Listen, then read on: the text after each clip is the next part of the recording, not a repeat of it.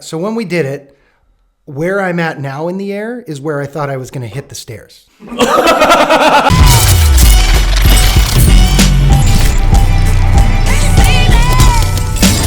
What's up, guys? Today's guest is a veteran stuntman and stunt double for Ryan Gosling Christian Bale and is currently up for a Taurus World Stunt Award. Please welcome to the JAMCast, Mr. Adam Hart. What's up, Adam? Hey guys, how you doing? Man, thanks for coming by, Adam. I'm surprised that we actually could get some free time with the man that works as much as you. I wish it was as much as that. Yeah, as people say. Adam's one of those guys where I feel good about myself, and then I check his IMDb, and then I'm like, God damn it, still have lots of work to do. Too kind. So how have you been, man? It's been a couple months since we worked together. I think end of last year, we did a show called Crazy Ex-Girlfriend together. Yeah, that was good times. That's pretty cool. You were doubling the guy from Pitch Perfect, I think. Was he really from Pitch Perfect? Yeah, he's from Pitch Perfect, dude. Oh, I thought I read it. He's one of the lead guys from Pitch Perfect. Awesome. Yeah, and the whole time I was sitting there, I was like, man, I really am a fan of that movie, but I don't know if I should give that away or not. Right. But yeah, and then before that, we did the first Purge. Oh, yeah. In Buffalo, New York, yeah. Good old Buffalo, New York. And what's even crazier than that, guys, is flashback to, was it 2010 we were in Baton Rouge together? Yes. Okay. I'm with one of the best teams ever.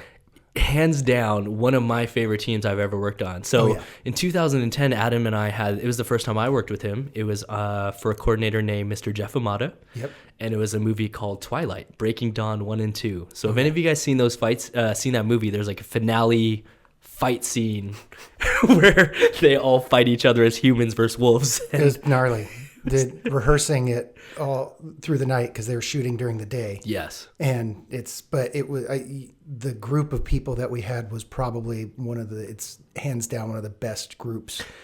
In my opinion, yeah, because it wasn't through a team necessarily. Right. So we kind of just had guys from everywhere. So for those of you that are out there that are in the stunt industry, you'll get to understand where we're coming from. Our rigging team was Jason Domenico of Action Factory. Mm-hmm. We had Mike Lee. Yep. We had Hugh O'Brien out there. Yep. And who else did we have? Steve Upton. Oh my gosh. Yeah. And Roel. Yeah. Wow. So like guys that I worked with on tons of other shows. And then double-wise, you were a double. Chris Brewster was a double. Rich Citrone. Yep. Aaron Toney. Guillermo Crispo. Guillermo Crispo, Anish Sherfa, yeah. Freddie Busiegas, yeah. Kofi Yadam, yep. and Kofi Elam. Yep. Both Kofis were out there. Oh wow, there were some legendary people on that movie. It was like an all-star cast. Matt Rigetti and Holland Diaz. Yep. Dude, so many stunt guys that I've looked up Paul to. Darnell. Yeah, holy crap, man. Yeah. Oh, and Lateef. Of course. Oh my goodness. And awesome. Sam Locke. Wow. Yep. There was so many guys. Aaron Toney. If you're not in the stunt industry, these names may not mean a lot to you. But for those of you that work a lot, these are some of the names that work so frequently in the industry. And it was surreal for me. That was my first movie ever. And I was just, really your first movie that ever? was like my first run. So I'd done Step Up, Greenhorn, a couple like day play. Right. But that was like my first run. And I was thrown into that group and I'm like, holy crap, I know nothing.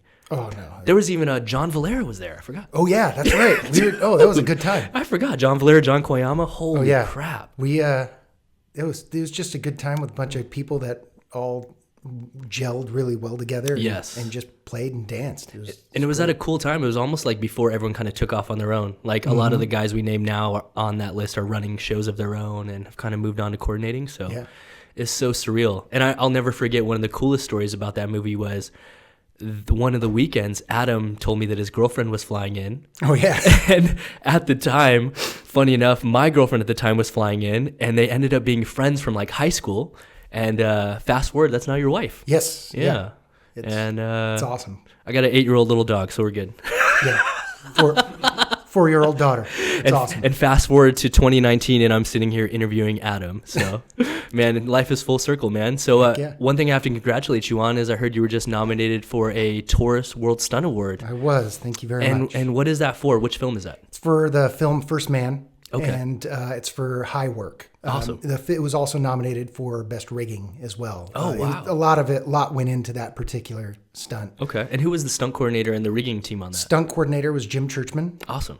And the rigging team was Nick Brandon, Paul Leonard, JC Rabanya, Charles Schultz, myself, John Gilbert. Awesome. Wow. That's cool. And how long were you guys on that project for? I was on it for about 4 months, 4 to 5 months. Okay. Yeah. Oh, that's cool. And man. it's honestly, it's one of the, it's probably the project I am most proud of doing. Wow.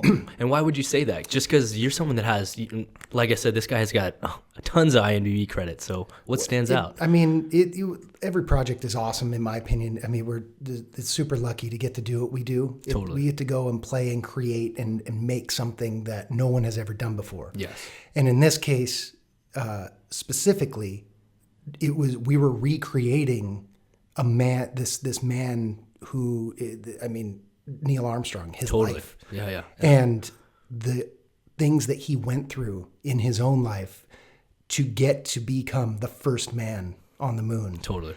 And just everybody working together. Everybody was there to create and to make something and we had to make it real. We had to make it, we really had to delve into the life of Neil Armstrong. Wow, that's super cool. And where were you guys shooting at? We shot in Atlanta. Oh, of course. And in that particular sequence, we shot way outside of Atlanta at the Georgia State Fairgrounds. Okay. In Perry, Georgia.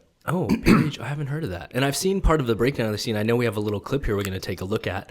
Can you just talk us through like this clip here that we're watching? So sure. What scene is this, I guess? This is when Neil is testing out the lunar lander training vehicle. This vehicle was used to train the astronauts to land on the moon. Oh, wow. It's essentially a hovercraft.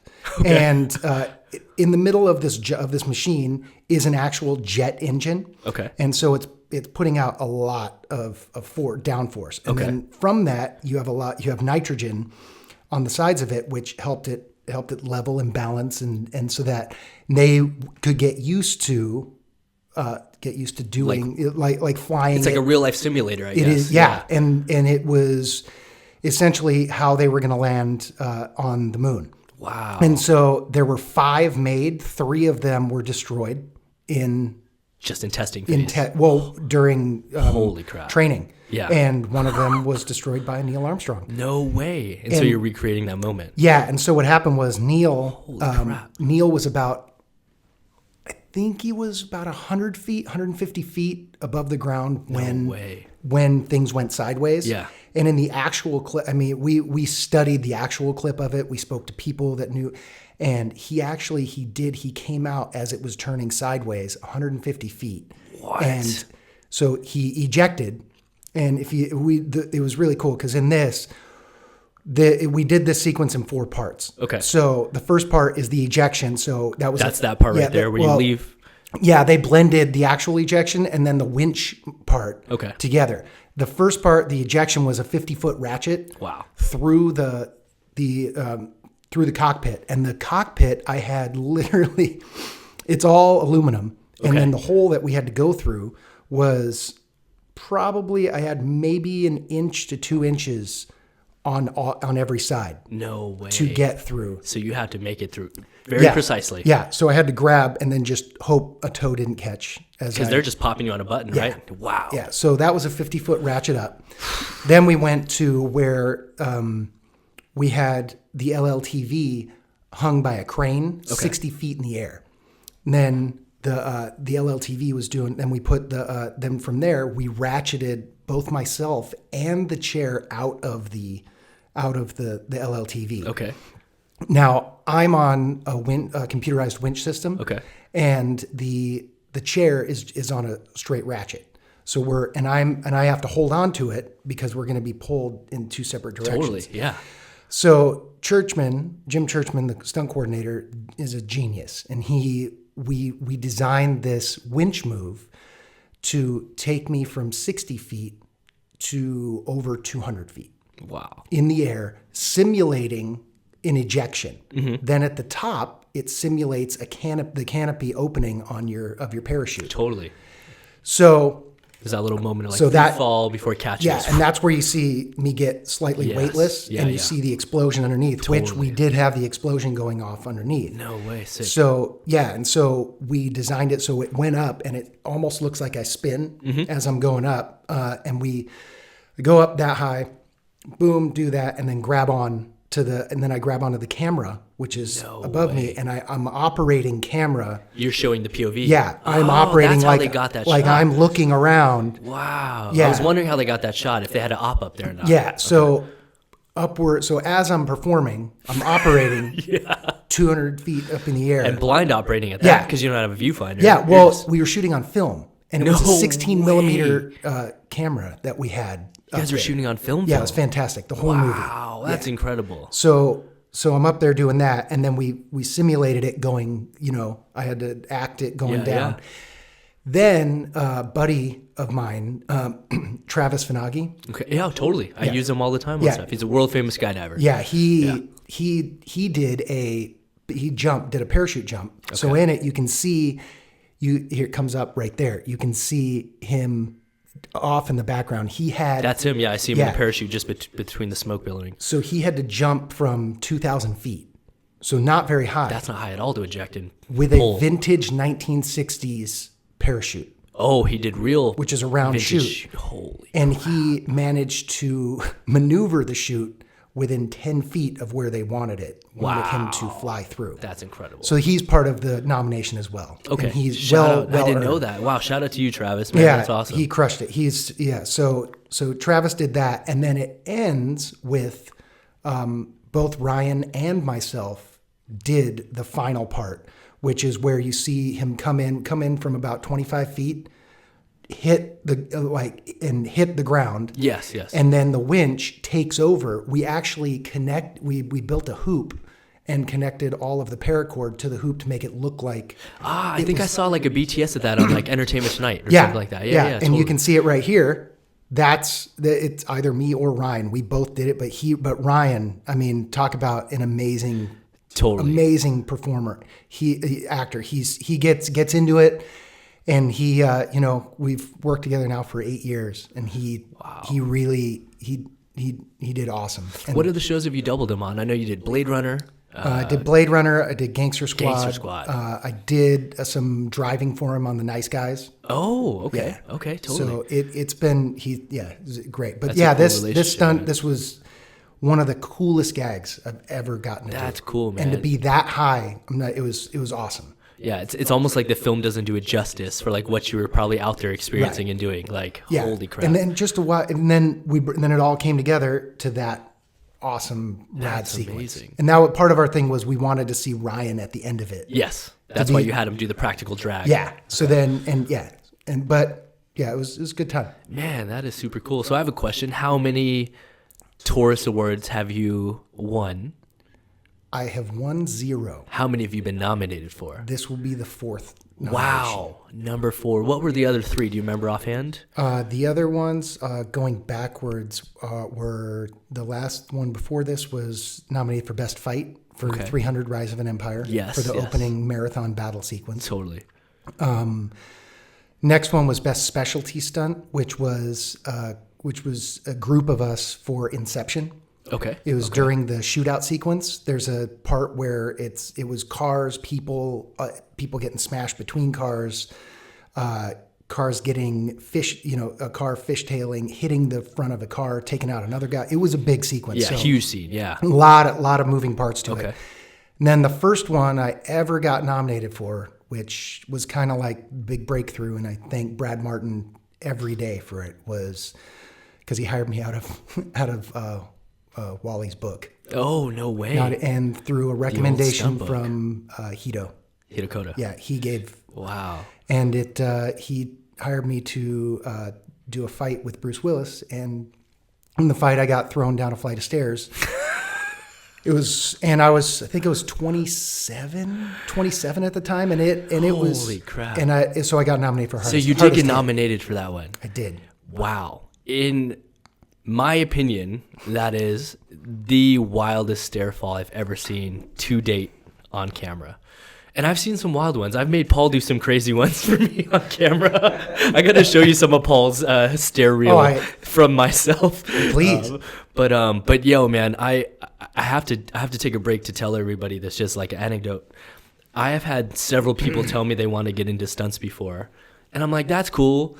And a lot of them are like, what is it like? What do I need to practice? Like, what do I need to do? And every so often when there's someone that I can tell just really needs like a wake-up call, I will show them your reel. Oh, God. And I will scrub to this part, and literally everyone has the same reaction, which is like, oh my God, did I just watch a man die? It's pretty much what the crew thought when it happened. So really quick, we got to watch this one time, Paul, before I break this down with Adam. I got to take a look at this. So what movie is this? This is Live Free or Die Hard. Live Free or Die Hard. All right, here we go. Let's take a look at this. She gets slammed into the chair. And then... Oh my God. There were no wires involved in that sequence. That was old school. How many takes? Well, so... Okay. So when we did it, so when we did it, where I'm at now in the air is where I thought I was going to hit the stairs. Yeah. You thought you were going to hit the middle. Like maybe 3/4 of the way up. I didn't think like a quarter way downstairs. I never thought. So it was 17 steel stairs. And you're flying. I know. Well, dude, so Stuart Wilson, the double for Bruce Willis, it's awesome, amazing stuntman. So we're in there and Brad Martin, and we're trying to figure out what we're gonna do. We originally thought of a shoulder throw. Oh, like a hip toss. Yeah, just a hip toss down the stairs. Yeah, and then Brad goes, or I think it was either Brad or Len. Wiseman, the director, both said, what if we threw him into the chair and then threw him backwards down the stairs? I hadn't done much at this point. I've been doing a lot of live shows, was really just starting to get into the business. 26, 27 years old. Oh, no. And I'm fighting Bruce Willis. Yeah. And I was like, and then Brad turns to me and he goes, what do you think? You cool with them? Yeah, let's do it. And so then I go, and I'm looking at it going, what? I'm going to hit the stairs and tumble down the stairs, whatever. It was like a normal stair fall. Stair fall. Just hit and roll, baby. Yeah, it's not going to be anything bad. And then we start rehearsing it. We did rehearse with some pads on the stairs. Just laid pads down the staircase. And I went to where I thought was going to happen. I go, oh yeah, money. He pushed you a couple times Done. and hit there. Done. This is going to be it. But what we did find was that the chair was going to be, the chair would tip over. Oh, okay. Because so did you weight it? Yeah, so we had a line on the bottom, which Jim like Churchman was pull it to keep underneath me. And we had a tagline on the chair to keep it from rolling down the stairs on top of me. No way. So this first part, the big flight. Yeah. That was one take. Okay. So thank God. Well, we didn't know when. I mean, Brad. I think Brad was like, I knew you were going to do that. Yeah. Which he's done everything. So totally. But he goes. So So I get thrown, and about right there. Yeah. I go. I literally, as soon as I take off, I go, oh my God. This feels different. Well, I went. Those may not have been my exact words, but to make it family friendly, that's what I said in my head. And I'm looking at Stuart the whole time, going, "Oh my God!" Right? And then I'm flying, and I go, "Well, just keep your chin tucked. Keep your chin tucked." And I hit the last stair with my head. No way. And the third stair with my back, that was the first contact point. Yeah, stair 14. 17. No way. Yeah, 17 because I hit the last one with my head. No way. And the third step up where my back hit went between my back pad and my girdle. No. So it went straight onto Just felt it. Yeah. Oh, it was great. And so I bounced off of it and I landed, and he's acting up there, and I'm twiddling between my fingers and toes going, am I alive? The live check, What just happened? Yep. It was so fast. I bounced so fast. They yelled, cut. Is it dead silent? And I stood right up. Okay. Rookie mistake. Yeah, you should have milked it, baby. Could have got more paper, dog. No. Rookie mistake. And so I stood up, and all the stunts rush into me. And my best friend, Colin Fallenweider, was doubling Justin Long. He comes down, he goes, dude, get down, you're bleeding. Well, we had put fake blood on my head because he headbutts me. You're matching the makeup for the actor. actor. I'm like, dude, that's fake blood. He's, I go, I just did the stair fall. Yeah. So, besides that, dead silent. Everyone thought you died. Everybody thought I had broken my neck. They thought they had killed a human being that day. Wow. And then the AD was just like, all right, let's do this. And everybody's like, slow clap. Oh my God. Like, Is he alive? What just happened? Yeah. So then Brad and Len are watching it, and then Brad turns and looks to me and goes, you got another one? No, that's the worst. And I said, yeah, let's do it. Let's go. And in my head going, But he goes, you don't have to do another one.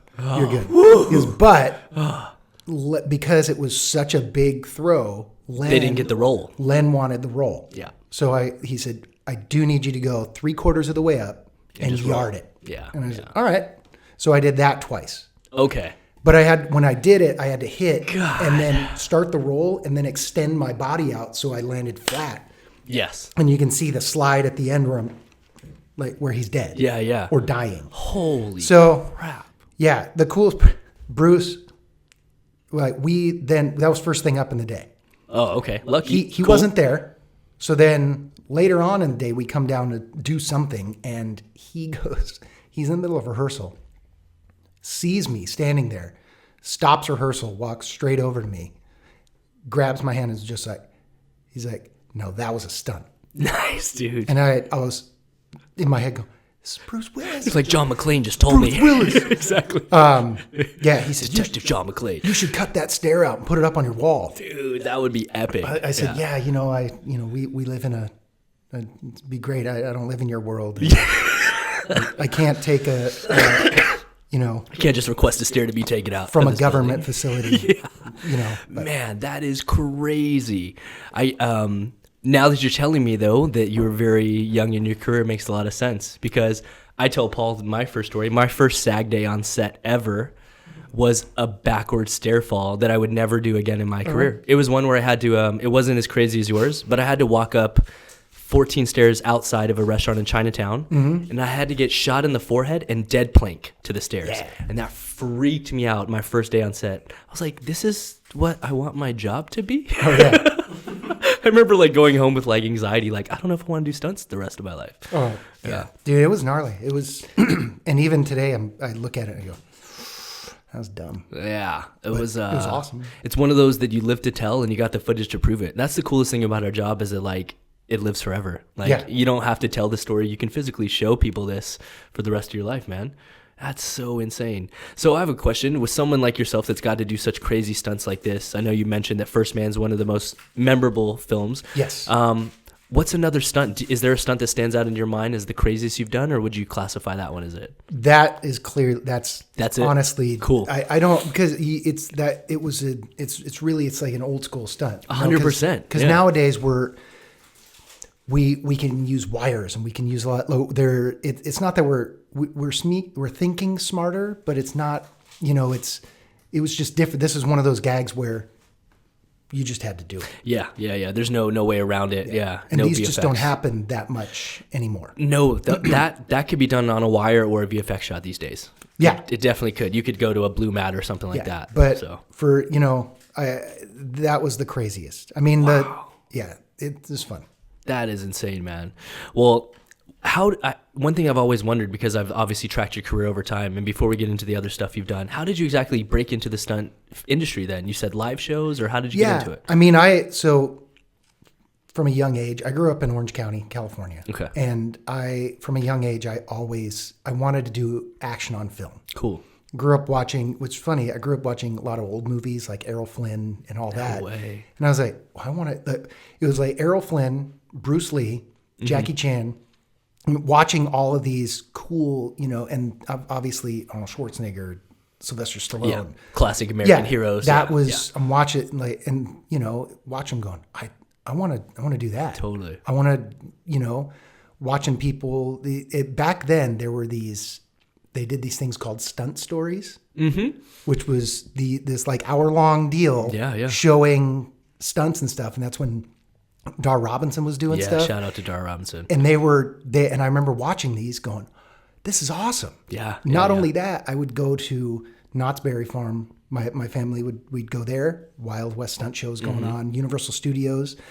that's when they had Miami Vice. Oh, yeah. A-Team, and they had all these other shows going on. Totally. And the Conan show. Yes, the Conan show. And the Hulk show. They had a Hulk show. And I would go to these shows, and Medieval Times.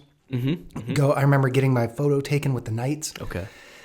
And like that. I knew I wanted to do that, but I also knew I wanted to go to college too. Yes. So I went and got an acting degree. Okay, cool. Awesome. And then after I got my degree, I went to London and studied acting. No way. And then and then I finally was all done with that, and at year 2000, and then I came back home and got a job working at Medieval Times. No way. Yep. That's awesome. Yep. Did you have any experience doing like sword work and medieval stuff before? Yeah. Or? I mean, I started doing martial arts when I was super young. Yeah. And then I also boxed and wrestled growing up. Okay. I was on the high school wrestling team. And while I was in high school, I started fencing. I was going to ask you. I've always known you as a sword guy, so that's why I was curious where that background came. For some reason, soon as I picked up a sword, it was like it felt so comfortable. Yeah, totally. It was. I didn't have to think about it being an extension of my body. It just automatically did it. And I remember my first instructor. We've been going training for about 4 months or so. 4 months, and he was like, and then he saw me messing around with my opposite hand, with my left hand. And he said, "Wow, how'd you learn how to do this?" I said, "Well, I'm left-handed." He goes, "You're left-handed? Why didn't you just train?" I go, "Well, you were practice with the foil with the right the whole time." He said, "Yeah, you're teaching everybody else right-handed. Why not? I mean, I can do it right-handed." He's totally. Like, so did that, and then I got in with. I started doing a lot of stage combat, and then I ended up actually meeting Dan Speaker. Okay. And he had his own theatrical combat. Okay. Company, and he had done films like The Three Musketeers and stuff. Yeah, totally. And I ended up going. One of his instructors was teaching at Cal State Fullerton. Okay. And I'm still in high school, and that instructor goes, "Just come to the college and take the class with them." So that's cool. Yeah, it was cool. So then I got that, and then so then I got it was so by the time I got to Medieval Times, you had a little experience already. I had already been. I mean, I started sword fighting when I was 15. Okay. And so when I got to Medieval Times, I was 22 years old. Totally. So it's almost something you've already been doing. Okay. Yeah. That's super cool, man. And I don't know if this is true or not, but it was the first credit that we were able to find online. But your first credited thing online publicly is Jimmy Kimmel. Yeah. And it like predates all your other credits by a couple of years. So was that your first job, or was that your first SAG one? Or? No, that was my first AFTRA one. Ooh, this is before the merger. I Yes. forgot. Yeah. So our unions have now merged, guys. Yeah. So I did, that was through Alex Daniels. Oh, no way. Because I worked up at the Batman Stunt Show. Yeah. And he hired me and Bonsai hired me. Wow. And so they I went from Medieval Times to the Batman Show. Mm-hmm. And then while working at the Batman Show, met them, and I ended up getting my SAG card. And then Alex was like, "Hey, you want to come over and get thrown into a van?" And so got thrown into a van, and that was my first AFTRA. Wow, job. No way. Yeah, I saw that on your credits. That was like your first job, and it's like a couple years before you started racking up the credits a few years later. And then my first SAG job was on Charmed, thanks to Noon. Okay, cool. And were you just ND stunts on that, Just or were you random doubling? ND stunt guy. Wow, that's cool, man. Yeah. So one of the reasons I wanted to bring you on to get your unique perspective is a lot of the other guests I've had on also do stunts and stuff like that, but your career has been very successful getting to be what we call a lead double, or in the stunt industry we joke around and call it the 1X life, because on the call sheet the lead actor is 1 and you're the lead stunt double, so you're 1X. So what other actors have you had the opportunity to double for besides Ryan? Besides Ryan, doubled Jim Carrey on a few things. Totally. Paul Bettany. Yep. It's a lot. There's a lot, yeah. It's a lot of different I mean, you guys. can just name some of the ones you've done multiples for, yeah. Christian Bale. Yes, of course. And that was he and I, which is funny. We just finished a film, and we realized I've been doubling him for 11 years. Wow, no way. So the first time I got to double him was on Terminator Salvation. Okay. And from that, and that was thanks to my good friend Buster Reeves. Yeah. Wow. No way. Yeah. They needed a guy that looked like him, and that you got the measurements, baby. Yeah, and then ever since then, I just kept quiet and done a good job. Yeah. Yeah, and then with him, it was. I mean, with him's fun. It's great because he's such an amazing actor. Yeah. Not only is he an amazing actor, but he's an amazing. He's a chameleon. Okay. And his discipline for the craft is it's unmatched. Yeah, totally. I can imagine. And he puts himself fully into everything. And I mean, not only that, he's an amazing human being, but he so you've seen him lose weight. I was going to ask you, did you double him on Fighter and stuff like that? I did. Wow. On the Fighter, I was at about 185. Okay. And then I got down to 150, 155. Wow. I was going to ask if you had to lose the weight too. Oh, yeah. And then shaved a nice baloney patch in the back of the hair. And no way. Shaved our hair back and got it all ratted out. Made it look like, made it look like Dickie. Dang. And yeah, that was fun. And that was a good time. Okay. And then from there, then we, and then went and did American Hustle. Okay, totally. Where he's 235 pounds. Yeah, I was going to say, of all the guys to double, that's a guy that fluctuated over his career. That one was a little, I had just finished filming 300 Rise of an Empire. So you were a little bigger. Well, I was bigger, but I was shredded from working. I mean, totally. 300 was an insane regimen. I know you guys were on. Yeah, so it was hard for me I couldn't get up to that. So we did have to put some padding in there. Yeah, totally. Okay, that makes sense. But, wow, that's cool, man. So is there a project in your mind that sticks out with him? Like, I know you've gotten to do so many over the course of the 11 years, or it's just been a cool journey. To be honest, anytime I get to double him is an honor. Okay.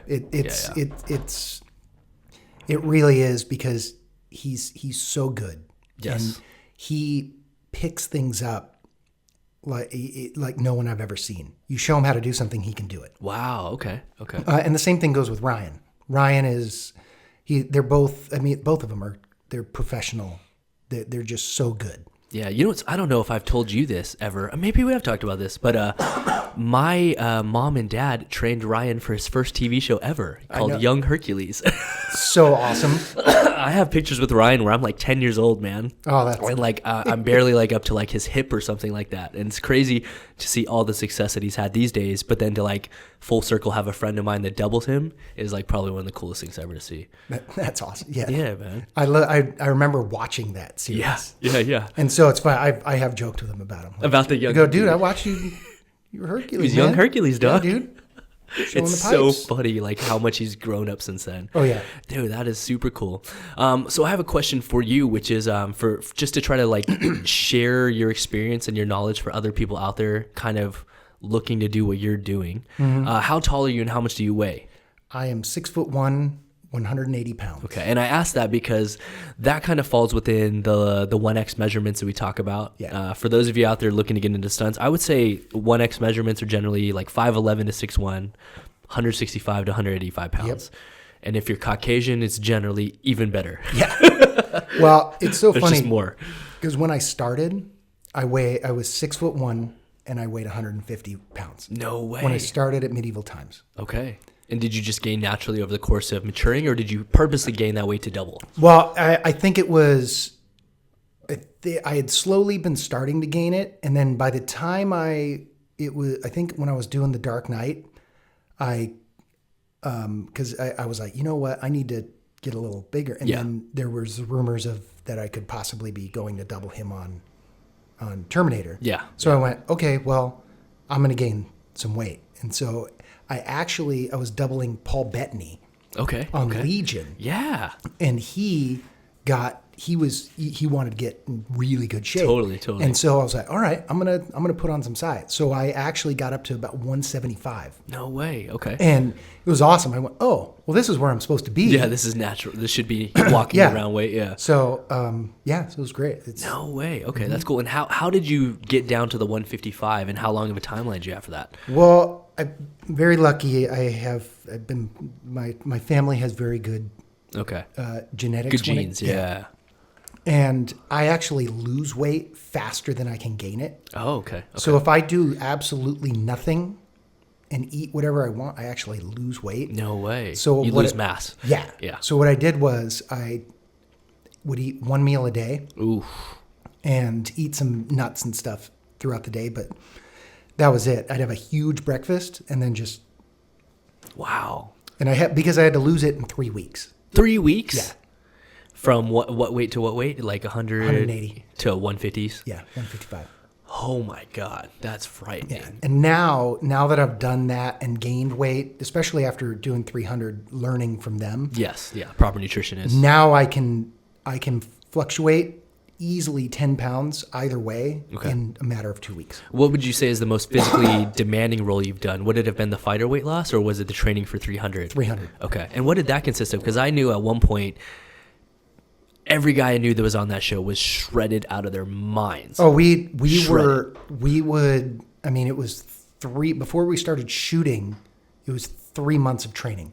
Of just physical training. We would wake up, we would go to work. Some of the doubles would train for 45 minutes to an hour. That's all we did. But we were crushed at the end of it. Then we'd jump in with choreo. Okay. We'd be putting the fights. So an hour of weightlifting first before everything. Yeah. And then we would do probably an hour warm up of just sword work. Okay. And sword and shield, all of that. Then we would get into choreo. We'd do that for the rest of the day.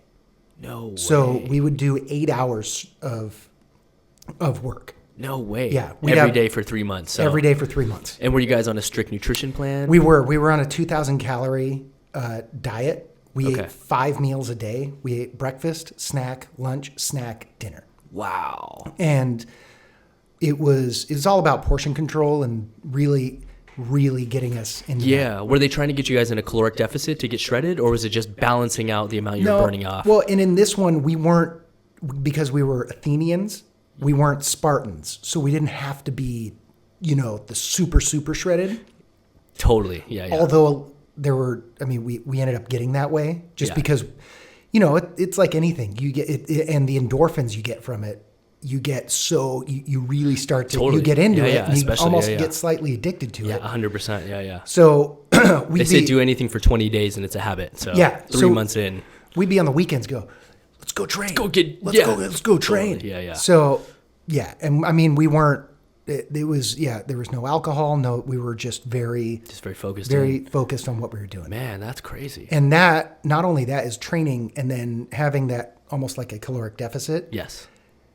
Having to remember all of the choreography.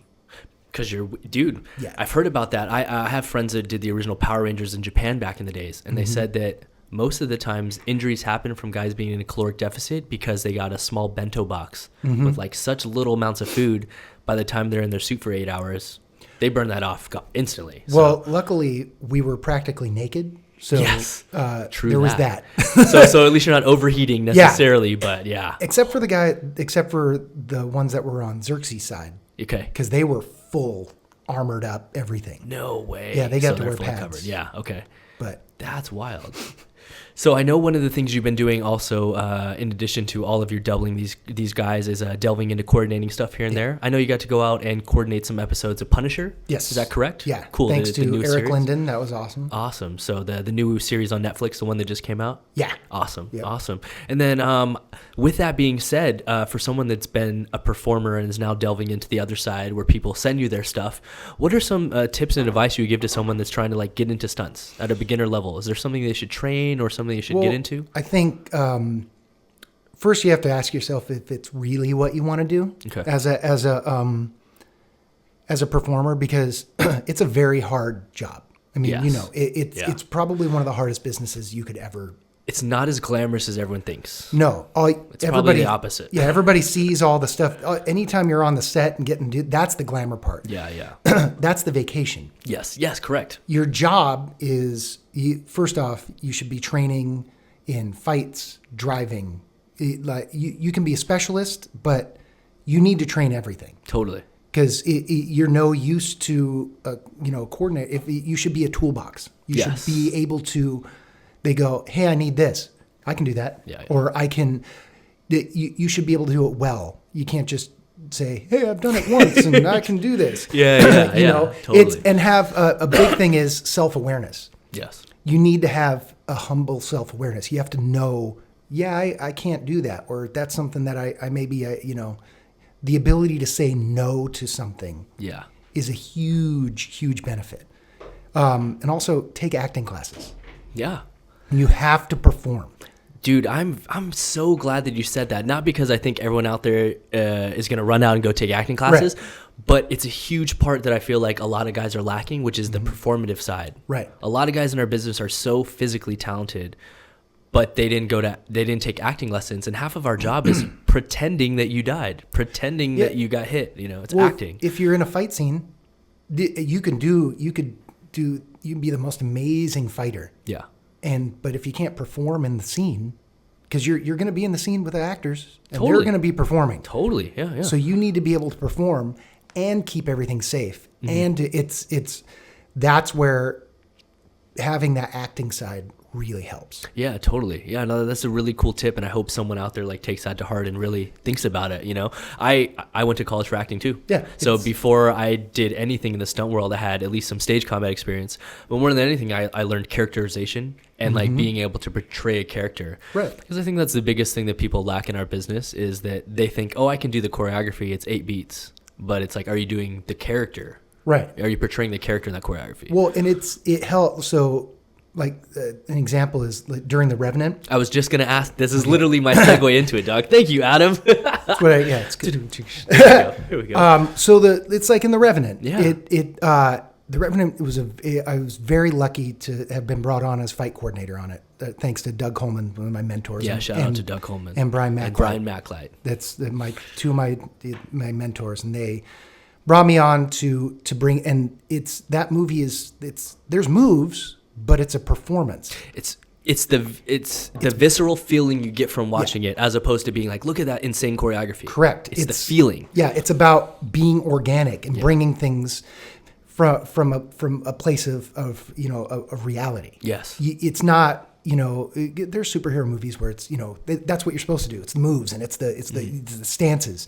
This is 1800s trappers, and they have to survive for life. Yeah, they have nothing else. This is for your life, man. Yeah. So being able to bring that reading through the script, seeing how they're supposed to move, seeing his stakes in the fights, especially the bear fight. I was going to ask about that.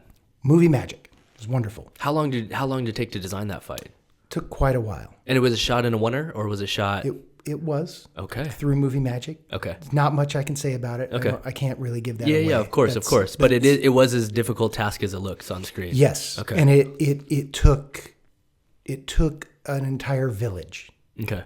I've seen some of the rehearsal previs footage of it, and it's long, man. Oh, yeah? There's so many working parts of that scene, and so many times where you have to wait for the camera to move, and then look at this object, and then reach, and And then it's the same thing goes for the end fight. Mm-hmm. I tried to almost mirror the end fight to that. Yeah, totally. Because it's it's the bear. They're fighting for their lives, and then you just have to.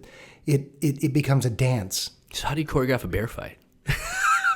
Well, I'm just laughing because we actually did some Jungle Book fighting. So you watch a lot of bear maulings. You watch a lot of bear stuff, yeah. And you get sick a little bit because of all of the bear maulings that you watch, and it's. Yeah, but I mean, it's the same thing. It's like when I did the end fight, I watched a lot of knife fights. Okay. Because they have knives and wanted to see what a knife did when it went into somebody and what. I know it's weird. What naturally is going to happen. Yeah. What does the human body do? Totally. And there's something. But that's part of the acting side of it, the performance. Yeah. Because you're looking in. You're developing this. Everything becomes part of the story.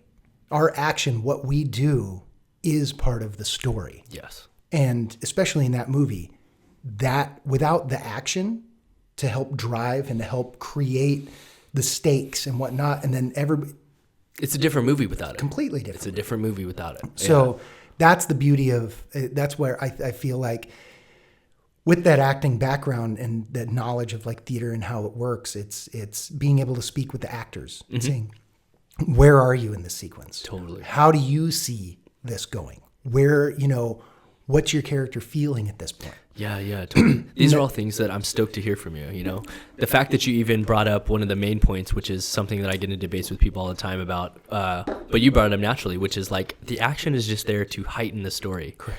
We're not there to take over the movie for 5 minutes. If our goal is to go in there and have you just completely forget about everything you watch and focus on my choreo, I'm doing a disservice to the movie and the franchise and the film. Correct. So it's all about the moments and the storytelling. Yeah. And I feel like it gets lost a lot of times. Well, and it's one of those things with the whole acting thing is it's something that Ryan and I talk about, and it's the same thing with Christian, is Ryan has come to me and gone, all right, so we're both playing this character. Yes. So that's cool. We need to figure out where we are in this, and it's awesome because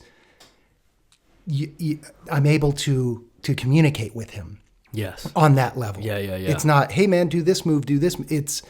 It comes to that because you have to break it down from. It does when you're teaching them, but it's all about like where's your character coming from, so we know where we're going from here.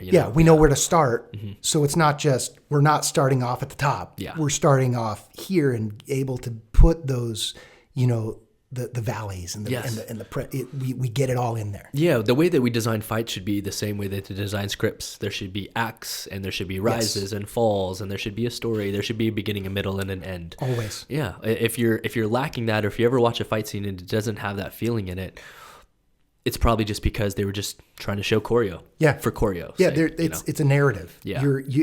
Now each beat within the fight, it's your lines, and then you have to have the subtext within. It's obviously one of the greatest sword fights in The Princess Bride. Oh, okay. Think about it. Totally. It's all it's all the subtext. Yeah. Anybody can do this. Totally. But it's the subtext that happens between the moves. Building that scene. And then there's another one in Rob Roy. Okay. I'm not familiar with that one. Oh my gosh. It's fantastic. Okay, I'm not familiar you have with to that watch. I'll check that out. The end fight, Liam Neeson has a Scottish broadsword. Okay. It's one-handed, but it's big and it's for cleaving.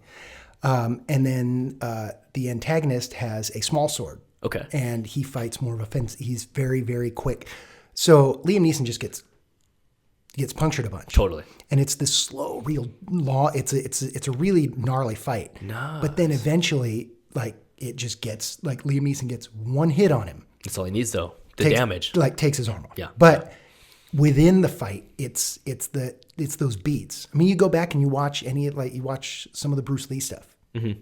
It's all about what's happening in between. 100%. Yeah. In my personal opinion, it's always been about that. It's always been like the filler gaps, and it's not always about the winner. Like my favorite moments in Jackie movies are the parts where he's getting beat up. It's the best part. Yeah, because he's not just in God mode. Anyone can be in God mode, and anyone can design a God mode fight where you're just flicking pawns out of the way, but to show characterization in the middle. So funny you say that, because when I started working in Medieval Times, obviously we're doing live fights. Yeah. It's like wrestling, World WWE. Yeah, it's live shows, totally. baby. And we're these guys there. We're all about being the heroic guy. Like they're trying to be the god mode. They want to be the king. Yeah. And I remember I went in there and I go, I'm gonna sell out and make this look like I go, I'll be on the losing side. Totally. But my side, they go, how are you, the crowd? I go, it's because I'm losing. Yeah. I let you beat me. They're cheering because you took a crazy reaction. And then I win. Yes. And then it's even, I go,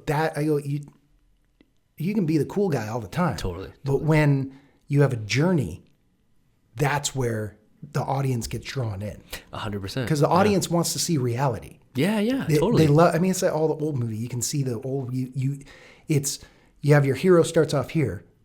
They sometimes get knocked down even further, and then they have to build themselves up. The rise and fall. Yep. Yeah. And then they don't even get all the way up, and they still have to go after the big bad. Totally. And then when they win, that's where because you've seen the journey. Yeah. You've been a part of their journey. Yeah, you're vested into it and you've bought into it at that point. Yeah. No, 100%, man. That's really, really funny. There's always got to be a hammer and a nail. Everyone just wants to be the hammer, though. Yeah. Everyone just wants to be the hammer, and it's like, man, you could be very successful being a nail. Oh yeah. Very successful, man. Oh, that's awesome. So I know that there's a lot of other things that you're doing. I know that your family is growing right now, and that's your goal. So to really like watch your daughter grow up. So what's your plan for the next 5 years? Do you have a goal as far as stunts is concerned? I just want to keep doing what I'm doing and keep moving up the ladder as I can, and just I would obviously want to be coordinating some more. Totally. Okay. And looking for a lot of those opportunities. Awesome. And just just want to be out there, be part of the team, and work. Yeah, man. So then we can all we can all be raised up.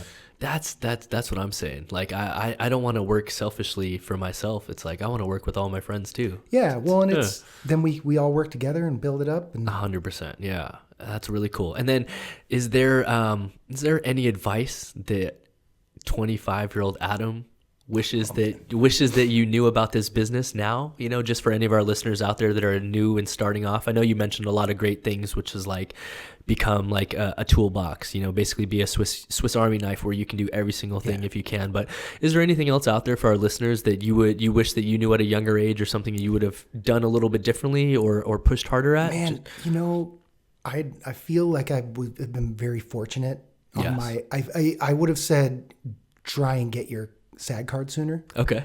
Just to be able to do that.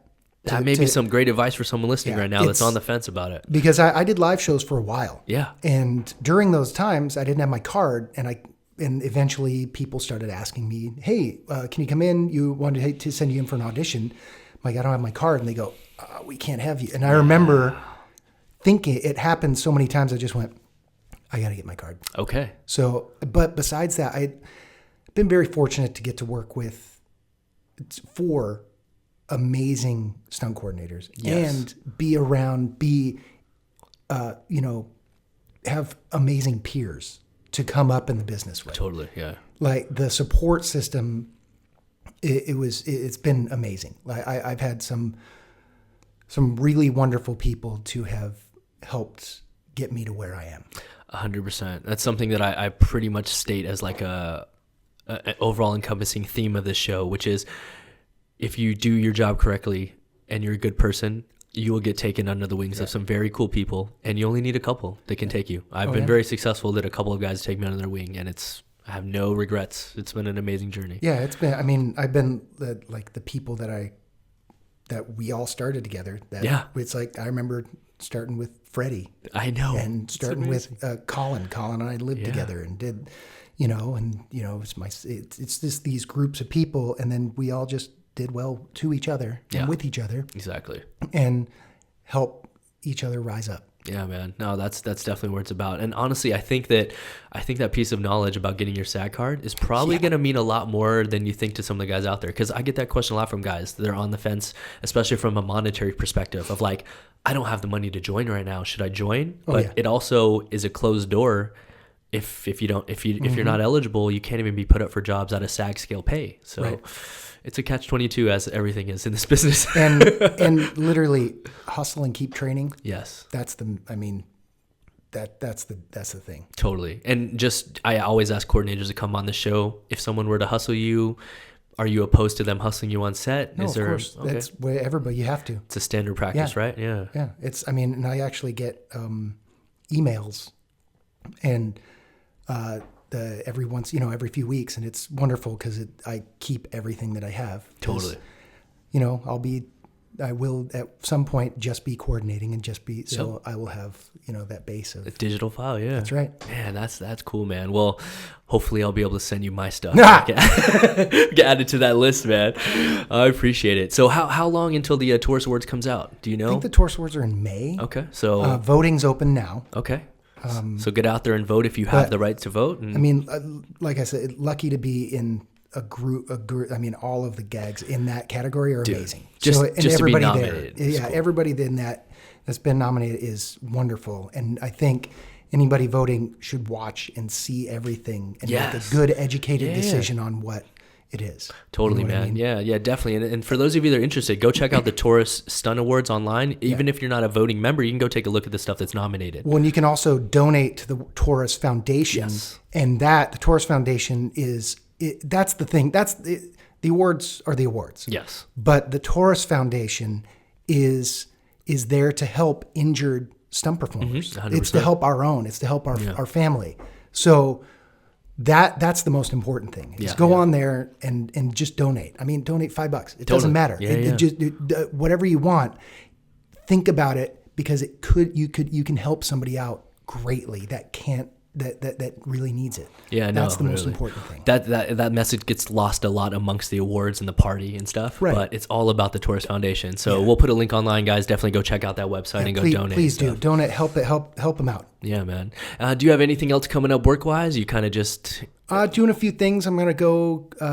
There's a show that's coming up on the DC network that I get to go work on. Okay, I can't cool. tell you what it is. That's a standard thing on this show. Everyone's aware. But get to go do that. Cool. It's something really, really cool. And then have some other things lined up. And then